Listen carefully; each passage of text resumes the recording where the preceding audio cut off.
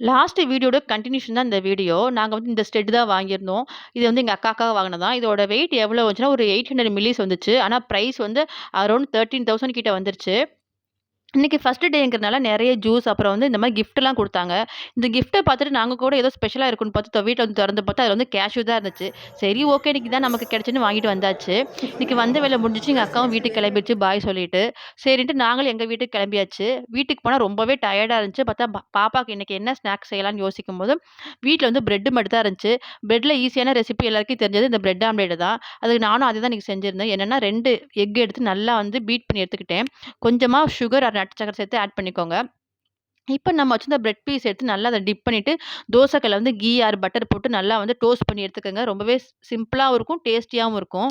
முன்னாடிலாம் கோல்டு வாங்கும்போது வந்து ஒரு சின்னதுலாம் எப்படி பார்த்தாலும் ஒரு 3000, 4000 தான் வரும். ஆனா இப்பன்னா ஒரு சின்ன ஒரு ஸ்டெட் எடுத்தாலே இன்னைக்கு வந்து ரூ. 10,000 மேல வருது. ரொம்பவே இது ஷாக்கிங்கா தான் இருக்கு. பட் இப்ப விட்டா ஃபியூச்சர்ல இன்னமும் நம்ம வாங்க முடியாது. ஸோ முடிஞ்ச அளவுக்கு நீங்க எல்லாருமே கோல்ட்ல வந்து சேவ் பண்ண பாருங்க. புடிச்சிருந்தா மறக்காம லைக் பண்ணிக்கங்க. பாய்.